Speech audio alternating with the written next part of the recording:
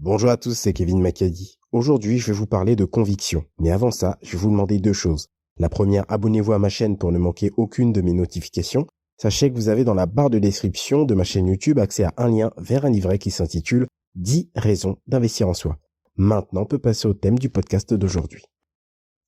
Comme je vous l'ai dit en introduction, aujourd'hui, on va parler de conviction. Beaucoup de gens sont convaincus de tout savoir. Beaucoup de gens sont convaincus que les décisions qu'ils prennent sont les meilleures qui puissent être prises. Et c'est justement ça le problème. Être convaincu par quelque chose n'est pas une mauvaise chose en soi. Être convaincu par ce que l'on fait nous permet d'atteindre des objectifs particuliers en nous dépassant et en cherchant constamment à nous améliorer. Le problème dans tout ça, c'est que lorsque vous êtes convaincu au point de croire que toutes les décisions que vous prenez sont les meilleures, eh bien il faut bien comprendre qu'il y a certaines personnes qui ne sont pas en capacité de se dire que les décisions qu'elles ont prises sont potentiellement mauvaises pour elles et pour les autres. Parce que l'ennui, c'est que quand vous êtes convaincu à un tel degré, vous avez tendance à vouloir imposer votre vision du monde à vous-même et aux autres, et par conséquent, vous ne serez pas en capacité de vous remettre en question.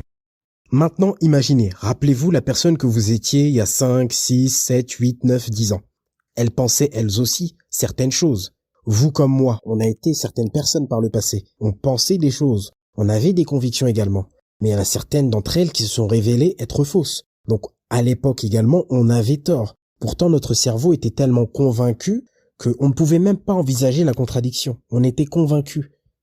Mais aujourd'hui, parce qu'on a des informations que l'on n'avait peut-être pas à l'époque, on sait qu'on avait tort. Donc vous voyez, c'est à ça qu'il faut faire attention et ne pas aller trop loin dans la conviction.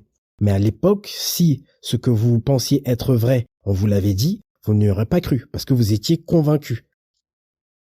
Maintenant, on va parler des idiots face à la connaissance. Et pour ce faire, je vais vous parler de la théorie Dunning-Kruger. Donc Dunning-Kruger, ça s'écrit D-U-2-N-I-N-G, plus loin, K-R-U-G-E-R. Donc pour faire simple, c'est deux psychologues qui ont étudié le cas de plusieurs personnes qui étaient trop confiantes par rapport à leur niveau de compétence. Donc je vais vous raconter simplement rapidement la petite histoire qui les a poussés à mettre en place cette théorie. C'est un homme dans les années 90 aux États-Unis qui a braqué deux banques. Et en braquant ces deux banques, avant, la personne s'était enduit de citron sur le visage. Et lorsque la personne a été arrêtée, on lui a demandé pourquoi vous avez fait ça, monsieur. Et lui, très confiant, il a dit « Je pensais être devenu invisible vis-à-vis des caméras de vidéosurveillance ». Donc les deux chercheurs, les deux psychologues se sont demandé est-ce que c'est un fou? Est-ce que c'est quelqu'un qui est juste idiot? Qu'est-ce qui s'est passé? Donc ils ont étudié son cas et le cas d'autres personnes, pas uniquement le sien, et ils sont parvenus aux conclusions suivantes que je vais vous exposer maintenant. Plus une personne est incompétente, plus elle a tendance à se surestimer. Plus une personne est incompétente et moins elle arrive à reconnaître la compétence chez les autres. Et plus elle est incompétente, plus elle aura du mal à reconnaître sa propre incompétence. Le seul moyen de pallier à ça, c'est qu'elle se forme sincèrement et une fois qu'elle aura vraiment les connaissances pour pouvoir juger dans un domaine particulier, là, elle va se rendre compte qu'en fait, auparavant, elle était ignorante. Voilà pourquoi tout à l'heure, je vous ai dit que lorsque l'on ne sait pas, on a tendance à croire que l'on sait.